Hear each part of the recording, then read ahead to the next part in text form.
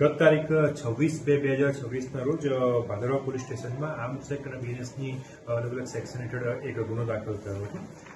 ગુનાની વિગત એવી છે કે તારીખ 25/2/2026ના રોજ સાંજે 7 વાગ્યાની સુમારે જે ફરિયાદી છે આ ગામના નિમેશભાઈ રણછોડભાઈ બારિયા, જેમની કાકાની દીકરી 19/2/2024ના રોજ ગુમ થઈ ગઈ હતી, ઘરેથી કંઈક ગઈ હતી.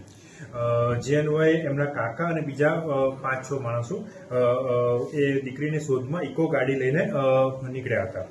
તો તેઓ એ દીકરીની શોધમાં સાવલી તાલુકાના પોઈચા રાણીયા જે ગામ છે એમાં છગનભાઈ કાનજીભાઈ પટેલનું એક ફાર્મ છે.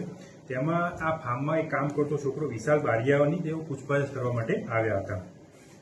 આ વિશાલ બારિયા જોડે પૂછપરછ કરતા વિશાલ બારિયાએ એમના શેઠને બોલાયા હતા.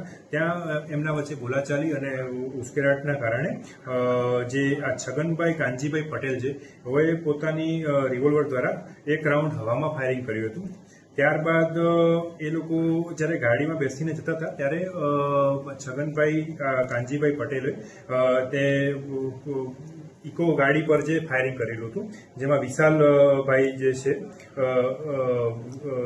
જેમાં આજે જે ફરિયાદી જે છે નિમેશભાઈ બારિયા એઓને ડાબા ખભે રિવોલ્વરની એક રાઉન્ડ એમને ગોળી વાગી ગઈ હતી.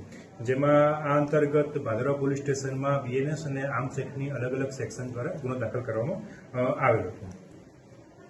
સર, સૌ બચાવમાં જો કોઈ લાગતું નથી કે કોઈ હુમલો થયો હોય આરોપી ઉપર, છતાં એને ફાયરિંગ કેમ કરવું પડ્યું? આ બાબતે તપાસ ચાલુ છે અને આગળની જે ડિટેલ છે આમાં આપણી સાથે વધારે શેર કરવામાં આવશે. આરોપી પાસે અત્યારે પરવાનગીની શરતોનું ઉલ્લંઘન થયું છે? જે અત્યારે અમારી પ્રાથમિક તપાસમાં એ માલુમ પડ્યું છે કે આરોપી પાસે જે વેપન હતું એની કોઈ લાયસન્સ અત્યારે એને એક્સપાયર થઈ ગયું હતું અને એને જે લાયસન્સ રિન્યુ કરાયેલ ન હતું.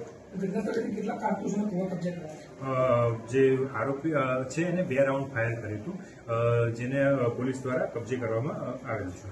સર, અને ગાડી પર પ્રેસ લખ્યું છે અને ભાજપ સિમ્બોલ બી છે, તો કયા હોદ્દાની છે અત્યારે? જી, અત્યારે અમારી તપાસ આ બાબતે પણ હજી ચાલુ છે અને અમારી જે ડિટેલ આવશે આપણી સાથે અમે ડિટેલમાં શેર કરીશું.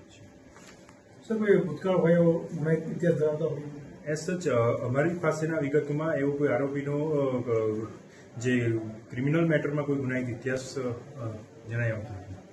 ઓકે.